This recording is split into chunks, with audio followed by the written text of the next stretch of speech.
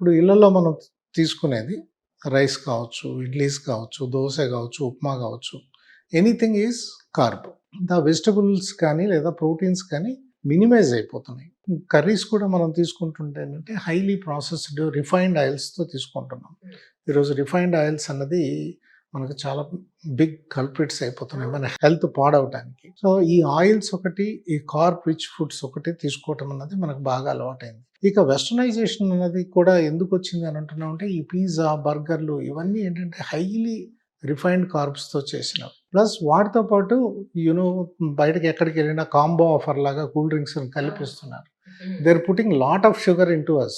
Almost all the time షుగర్లో drench అయిపోతున్నాం, మనం మునిగి తేలుతున్నాం. సో దాంట్లో ఏంటంటే మన ప్యాంక్రియాస్ అనేది కోపప్ చేసుకోలేకపోతుంది. And our body is giving lot of insulin resistance because of the high calories. ఎప్పుడు కానీ మనకి స్నాకింగ్ అనే కాన్సెప్ట్ మన కల్చర్లో లేదు. కానీ ఇప్పుడు బ్రేక్ఫాస్ట్ తర్వాత బిఫోర్ లంచ్ ఒక స్నాక్ 10:30, 11 o'clockకి, and again in the evening ఒక స్నాక్, మళ్ళీ నైట్ డిన్నర్, పడుకునే ముందు కూడా ఏదో ఒకటి తీసుకొని పడుకుంటాం. అంటే we are putting lot of food unnecessarily in to the body. ఇవన్నీ ఏంటంటే ఎక్సెస్ క్యాలరీస్ అన్ని ఫ్యాట్గా డిపాజిట్ అవుతున్నాయి. దానివల్ల ఇన్సులిన్ రెసిస్టెన్స్ అన్నది డెవలప్ అవుతుంది. The early phases of the diabetes is insulin resistance. Later phase the pancreatic failure and insulin deficiency. Insulin resistance వల్ల insulin levels బాగా ఎక్కువగా ఉంటున్నాయి బాడీలో. బట్ ఈరోజు మనం కొన్న మెడిసిన్స్ అన్నీ you take from the beginning, except metformin అనే మెడిసిన్ తప్ప మిగతావన్నీ ఇన్సులిన్ లెవెల్ని రైజ్ చేసేవి, కొంతమేర ఇన్సులిన్ రెసిస్టెన్స్ని తగ్గించేవి. ఫైనల్గా we're landing up with insulin. Again we're putting more insulin in to the body. Again we're accumulating more fat in to the body. అందుకే ఇది ప్రోగ్రెసివ్ డిసీజ్గా ఉంది. సో రూట్ కాజ్ని మనం అడ్రస్ చేస్తే డ్రగ్స్ని ట్యాపర్ చేసుకుంటూ మనం యాక్చువల్గా dietary modifications, life style changes ఇవన్నీ చేసుకుంటూ వస్తే sugar can be controlled easily. Sometimes it can be reversed in the certain cases. ఇప్పుడు సపోజ్ చిన్న పిల్లలకి, స్కూల్ గోయింగ్ పిల్లలకి వస్తే మీరు ఏం సజెస్ట్ చేస్తున్నారు సార్ వాళ్ళకి? ఏమిటి పరిస్థితి? పేరెంట్స్ ఎడ్యుకేషన్ అన్నది చాలా ఇంపార్టెంట్. సో ఈరోజు ఫ్యాటీ లివర్స్ పిల్లల్లో చూడటం అన్నది మంచి లక్షణం కాదు. The fatty liver is early sign for the insulin resistance. మనం మెటబాలిక్ డిసీజెస్లోకి ల్యాండ్ అవుతున్నాము అని చెప్పేది ఫ్యాటీ లివర్. మనం ఏంటంటే ఫ్యాటీ లివర్ని లైట్గా తీసుకోకూడదు. ఆ ఫ్యాటీ లివర్ వచ్చినప్పుడు అతని లిపిడ్ ప్రొఫైల్స్ చూడటం కానీ, లేకపోతే అతనికి ఇన్సులిన్ రెసిస్టెన్స్ సైన్స్ ఏమైనా ఉన్నాయా అన్నది చూడటం కానీ, ఈ ప్రాసెస్డ్ ఫుడ్స్ అందరినీ పక్కకు తప్పించడం కానీ చాలా ఇంపార్టెంట్. అంటే ఇప్పుడు యాజ్ యూ సెడ్ మనకు ఆ ఫ్యాటీ లివర్ని కూడా ఇట్ ఈస్ రివర్సిబుల్ అని నేను చాలాసార్లు విన్నాను సార్. దానికి మీరు చెప్పే కొన్ని ఇంపార్టెంట్ రూల్స్ అండ్ రెగ్యులేషన్స్ అంటే ఏం చెప్తారు?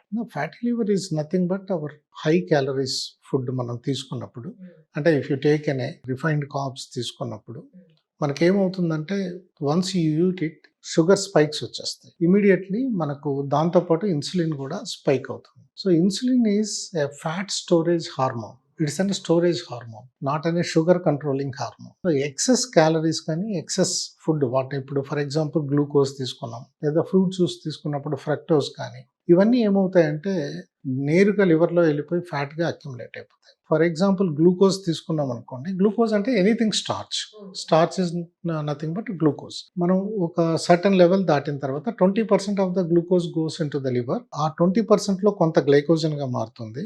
ఆ కెపాసిటీ దాటంగానే అది ఫ్యాట్గా అక్యుములేట్ అవుతుంది. ఇప్పుడు ఫ్రూట్ జ్యూసెస్ తీసుకుంటారు, కూల్ డ్రింక్స్ తీసుకుంటుంటాం, మనం టీ, కాఫీలో షుగర్ యాడ్ చేసుకొని తీసుకుంటుంటాం, స్వీట్స్ తీసుకుంటుంటాం. వీటిలో గ్లూకోజ్ అండ్ ఫ్రక్టోజ్ రెండు ఉంటాయి. ఫ్రూట్ జ్యూసెస్ అయితే ప్యూర్లీ ఫ్రక్టోజ్. ఫ్రక్టోజ్ని మెటబలైజ్ చేసేది మన ఇంటెస్టైన్లో మెటబలైజేషన్ జరగదు. It directly goes to the liver. Fructose అనేది ఆల్మోస్ట్ ఆల్కహాల్ ఎలా మెటబలైజ్ అవుతుందో అదే విధంగా మెటబలైజ్ అవుతుంది. Entire fructose is going to get converted in to the fat. So అక్కడ ఇన్ఫ్లమేషన్ అన్నది స్టార్ట్ అయిపోతుంది. సో మనం అవాయిడ్ చేయాలంటే we should go for the low carb diet. కానీ ఈ ఫ్రక్టోజ్ అన్నది ఎప్పుడు ఫ్రూట్గానే తీసుకోవాలి తప్ప జ్యూస్గా తీసుకోకూడదు.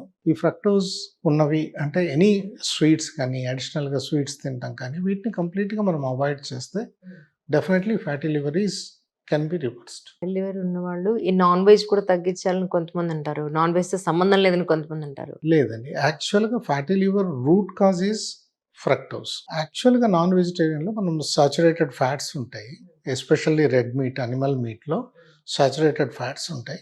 The moderate consumption of the animal fat is not harmful. If you keep on eating more and more, that saturated fats can give some sort of insulin resistance and fat accumulations. కానీ ఒకానొకప్పుడు గానుగ నుంచి తీసుకొచ్చేవాళ్ళు oil. అవును. ఇప్పుడే మనం దాన్ని కొంచెం మోడర్న్‌గా కోల్డ్ ప్రెస్ ఆయిల్స్ అని అంటున్నాం. అవును. కానీ రిఫైన్డ్ ఆయిల్స్ చాలా ఏళ్ల నుంచి వాడుతూనే ఉన్నాం. బట్ ఒకానొకప్పుడు ఇందులో అంతా మట్టి ఉంటుంది. ఇది చక్కగా ఫిల్టర్ అయ్యి వస్తుంది అంతాను. క్లీన్ అయ్యి వస్తుంది. ఇది వాడడం మంచిది. వాటర్‌లా ఉంటుంది. దీనికి జిగురు అది ఉండదు అని ఇన్ని ఆలోచించేవాళ్ళం. బట్ కానీ అంటే యాస్ ఎ జనరల్ పబ్లిక్ ఇలా అనుకుని మళ్ళీ ఇప్పుడు కోల్డ్ ప్రెస్ ఆయిల్స్‌కి వాడడమే మంచిది అని అంటున్నారు. సో ఎగ్జాక్ట్‌గా ఏంటి ఇది? ఈ రెండింటిని మీరైతే ఎలా ఎక్స్‌ప్లెయిన్ చేస్తారు? ప్రాబ్లం ఏంటంటే మనకున్న వెజిటబుల్ సీడ్ ఆయిల్స్‌లో మనకి ఇన్‌ఫ్లమేటరీ ఫ్యాట్స్ ఎక్కువ ఉంటాయి. ఒమేగా 3, ఒమేగా 6 అని 2 అన్సాచురేటెడ్ ఫ్యాటీ యాసిడ్స్ మనకు ఫ్యాటీ యాసిడ్స్‌లో చాలా ఇంపార్టెంట్‌వి. ఒమేగా 3 అన్నది యాంటీ ఇన్‌ఫ్లమేటరీ. ఒమేగా 6 అన్నది ఇన్‌ఫ్లమేటరీ ఆయిల్. యాక్చువల్‌గా బాడీకి ఇన్‌ఫ్లమేషన్ అన్నది అవసరము. ఎప్పుడు ఏదైనా ఇన్ఫెక్షన్ వచ్చినప్పుడు దాన్ని త్రో అవుట్ చేయడానికి ఇన్‌ఫ్లమేషన్ అన్నది అవసరం. బట్ క్రానిక్ ఇన్‌ఫ్లమేషన్ అన్నది మంచిది కాదు. అంటే బాడీలో ఎప్పుడు ఒక రకమైన వాపులాగా కంటిన్యూ అయితే that leads to the diseases. ఇప్పుడు కోల్డ్ ప్రెస్డ్ ఆయిల్స్ ఏంటంటే దాంట్లో ఎటువంటి థింగ్స్ కలపరు. ఇప్పుడు కోల్డ్ ప్రెస్డ్ ఆయిల్ మీరు చెప్పినట్టు స్మెల్ ఉంటుంది, తర్వాత అన్స్టేబుల్గా ఉంటుంది, కొంచెం మనకు చూడటానికి లుక్ కానీ లేకపోతే స్మెల్ కానీ మనకు అంత కంఫర్టబుల్గా ఉంటుంది. ఆ రిఫైన్డ్ ఆయిల్స్ లేదా ఇండస్ట్రియలైజ్ చేసి హాట్ ప్రెస్డ్ ఆయిల్స్ చేయటం యొక్క మెయిన్ ఉద్దేశమే అది. చూడటానికి చక్కటి కలరు, స్మెల్ అన్నది లేకోకుండా సో స్టేబుల్గా ఉంచడానికి చాలా కెమికల్ ప్రాసెసింగ్ అన్నది జరుగుతుంది. ఈ కెమికల్ ప్రాసెసింగ్లో ఏమవుతున్నాయంటే ఈ ఒమేగా 6 ఫ్యాటీ యాసిడ్స్ చాలా అధికం అవుతున్నాయి. బేసిక్గా ఒమేగా 3కి ఒమేగా 6 రేషియోకి ఒమేగా 3 1% ఉంటే ఇది 4% ఉండాలి మ్యాక్సిమం లిమిట్. బట్ మన రిఫైన్డ్ ఆయిల్స్లో దీనికి 1%కి 20+ ఉంటుంది omega 6. So that is very very harmful. వీటిని హీట్ చేసినప్పుడు ఏమవుతున్నాయంటే ఇవి అన్స్టేబుల్ ఆయిల్స్ కూడా అన్సాచురేటెడ్ ఫ్యాటీ యాసిడ్స్ అంటాం. అన్సాచురేటెడ్ ఏంటంటే సాచురేట్ కాలేదు, still it needs some changes it's going to happy. Correct. So అవి వెరీ ఫ్లెక్సిబుల్గా ఉంటాయి కాబట్టి లిక్విడ్ ఫామ్లో ఉంటాయి. So when we heat it అవి ట్రాన్స్ ఫ్యాట్స్ కింద మారుతాయి. ఈ ట్రాన్స్ ఫ్యాట్స్ని డైజెస్ట్ చేసే ఎంజైమ్స్ మనకు లేవు. ఈవెన్ మన మైటోకాండ్రియా కూడా మెటబలైజ్ చేయలేదు. సో అవి మనకి ఇన్ఫ్లమేషన్ క్రియేట్ చేసి ఈరోజు క్యాన్సర్స్ కావచ్చు, హార్ట్ అటాక్స్ కావచ్చు, what ever it may be, అన్ని రకాల జబ్బులకి ట్రాన్స్ ఫ్యాట్స్ అనేవి ఎక్కువ దోహదపడుతున్నాయి. ఈ ట్రాన్స్ ఫ్యాట్స్ అన్నీ మన ఫ్రైడ్ ఫుడ్స్లో ఉంటాయి. For example if you take an chips, it's filled with trans fats. బాగా బాయిల్డ్ మిర్చి బజ్జీలు, సమోసాలు క్రిస్పీగా తింటుంటాం. కానీ ఇవన్నీ తెలిసి గవర్నమెంట్ ఎంత బిజినెస్ ఎంకరేజ్ చేస్తుంది అంటే ప్రజల ఆరోగ్యాన్ని పణంగా పెట్టడమే కదండి. ఏది బిజినెస్ చెప్పండి? హెల్త్ ని మనం పణంగా పెట్టుకుని బిజినెస్ చేసి డబ్బులు సంపాదించి ఏం చేస్తాం? యాక్చువల్గా 30-40 years back it is started అండి. యుఎస్లో when one person he declared that all ghee ఇవన్నీ saturated fats these are all very harmful అని ఎప్పుడైతే డిక్లేర్ చేశారో అప్పటి నుంచి ఈ వెజిటబుల్ సీడ్ ఆయిల్స్ పైన పడ్డారు. ఈ వెజిటబుల్ సీడ్ ఆయిల్స్ని ఇవి సేఫెస్ట్ ఆయిల్స్ కింద అన్సాచురేటెడ్ ఫ్యాటీ యాసిడ్స్ అన్ని సేఫెస్ట్ కింద డిక్లేర్ చేశారు. బట్ అప్పటి నుంచి ఇప్పుడు చూస్తే డిసీజ్ బర్డన్ పెరిగాక మళ్ళీ వెన్ దే గో బ్యాక్ ఆయన ఏం చెప్పాడంటే నేను డాల్డా గురించి మాట్లాడాను, మిగతా వాటి గురించి మాట్లాడలేదు అని చెప్పడంతో మళ్ళీ ఇప్పుడు సీన్ అంతా రివర్స్ అవుతుంది. ఇప్పుడు మనం అడ్వర్టైజ్మెంట్ చూస్తున్నాం. If you want to get ఫ్రీడ్ from the cardiac disease use so brand అని, అంటే I don't want should not comment on the public. ఈ ఆయిల్ వాడండి కార్డియాక్ డిసీజెస్ ఉండవు. దాని మీద రాస్తారు హార్ట్ ప్రాబ్లం ఉన్న వాళ్ళకి ఈ ఆయిల్ వాడొచ్చు అని ఒక హార్ట్ సింబల్ వేసి పల్స్ సింబల్ కూడా దాని మీద వేసి పెడతారు. దట్ ఈస్ వెరీ రాంగ్ అనమాట. అదొకటి. మనకి ఇప్పుడు యాక్చువల్గా ట్రాన్స్ ఫ్యాట్స్ కూడా ఉండకూడదు మనం తినే వాటిల్లో. ఓ సర్టన్ లిమిట్ వరకే అలౌడ్.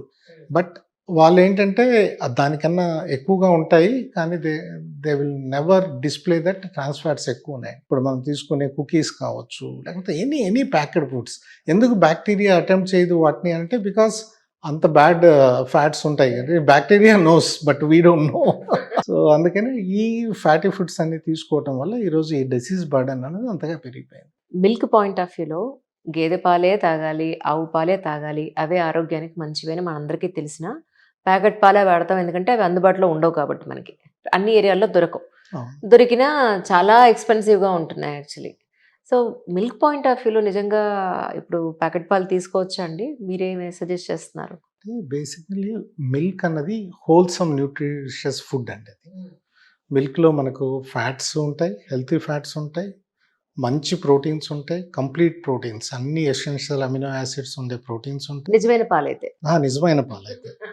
థర్డ్ వచ్చి కార్బ్ కూడా ఉంటుంది. అయితే ఇందులో ప్రాబ్లం ఏంటంటే లాక్టేజ్ అనే ఎంజైము దాదాపు 60% ఆఫ్ ద పాపులేషన్లో, అడల్ట్ పాపులేషన్లో ఉండట్లా. దానివల్ల మిల్క్ తాగినప్పుడు ఈ లాక్టోజ్ ఇంటాలరెన్స్ అనేది వచ్చి చాలామందికి ఇరిటబుల్ బవల్ రావటం, డయేరియా అవటం, కొంతమందికి కడుపు నొప్పి రావటం, ఇలాంటివి జరుగుతున్నాయి. సో వాళ్ళు తప్ప మిగతా వాళ్ళకి దట్ ఈస్ గుడ్. అయితే ఇప్పుడు కాంట్రవర్సీ ఎక్కడొస్తుందంటే adulteration of the milk. Exactly. Adulteration of the milk అంటే మామూలుగా ట్రెడిషనల్గా మనకు పాత రోజుల్లో కానీ ఎప్పుడైనా ఇంట్లో గేదె ఉండేది. సో ఆ గేదె ఫ్రీగా తిరుగుతుండేది.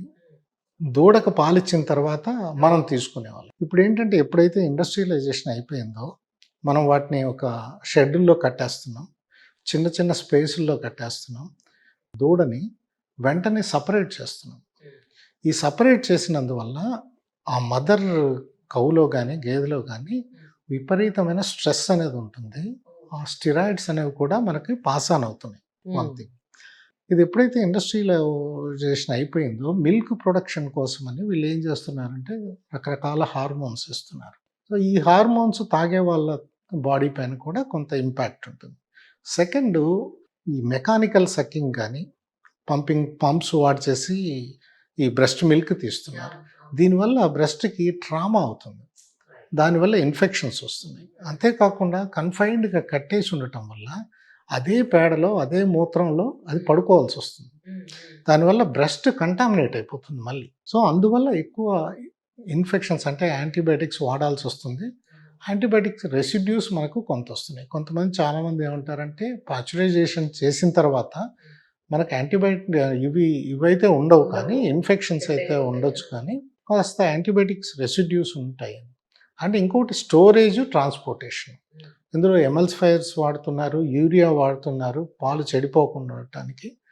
ఆ కాంపోనెంట్స్ మనకి హార్మ్ చేస్తున్నాయి అన్నది ఒకటి. యూజువల్గా ఫ్రీగా తిరిగేది అంటే ఈవెన్ మనం చికెన్ కావచ్చు, మటన్ తీసుకున్నా కావచ్చు, మిల్క్ తీసుకున్నా కావచ్చు, గేదె కానీ ఆవు కానీ ఫ్రీగా తిరుగుతూ ఉండాలి.